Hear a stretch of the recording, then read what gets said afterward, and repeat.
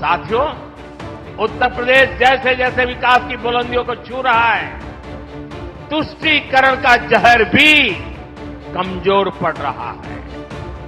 पिछले चुनाव में आजमगढ़ की जनता ने भी दिखा दिया कि परिवार के लोग जहां अपना गढ़ समझते थे, वो दिनेश जैसा एक नौजवान उसे ढहा देता है। पीएम मोदी की दी हुई इस चुनौती को अखिलेश यादव ने गंभीरता से लिया है और उन्होंने इसका करारा जवाब देने का मन बना लिया है।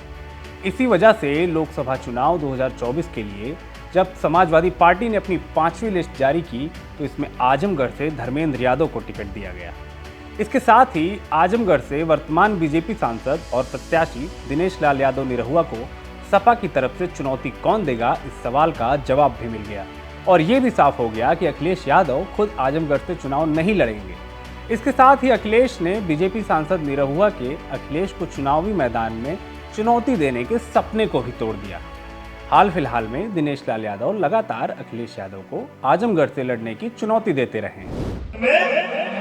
चुनत रहना लोग 13 साल में कुछ ना कपैना, 1 साल में कमल खिलल तो इतना कर दे कि अब सोचा कि परत के भेजल जाए। रात दिन नींद ना आवत है कि आजमगढ़ में के भेजल जा, लेकिन वही जो खड़ा होके आज भी कहते हैं कि चाहे भौजी हमें चाहे भैया,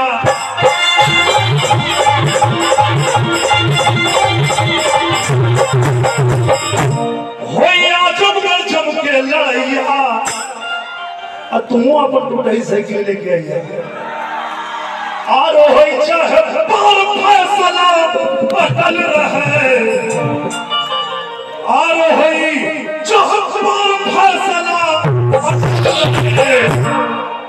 तुहार अखिल से हुए फराहती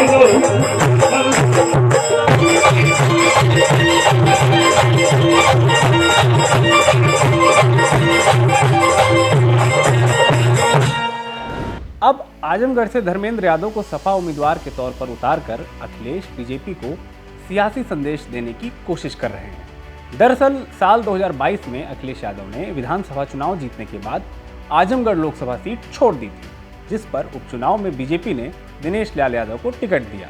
वहीं सपा ने धर्मेंद्र यादव को उतारा। अखिलेश के प्रतिनिधि के तौर पर लड़े धर्मेंद्र को उपचुनाव में सिर्फ 8000 वोटों से हार का सामना करना पड़ा था। ऐसे में अटकलें थीं कि अखिलेश इस बार आजमगढ़ से खुद चुनाव लड़ेंगे, लेकिन अखिलेश ने ऐसा नहीं किया। ऐसा करके कहीं न कहीं बीजेपी प्रत्याशी दिनेश लाल यादव के उकसावे को अखिलेश ने भाव ही नहीं दिया।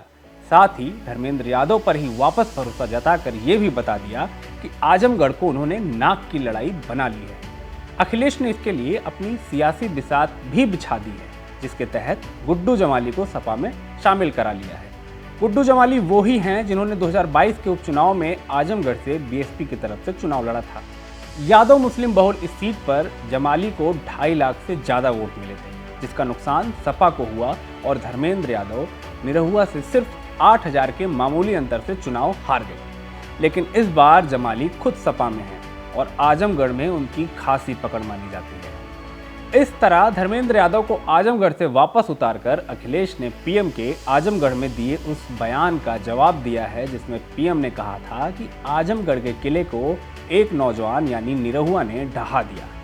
वहीं लगातार अपने सामने लड़ने की चुनौती दे रहे दिनेश लाल यादव को भी ये संदेश दे दिया कि वो उन्हें अपनी चुनौती के लायक ही नहीं समझते हैं।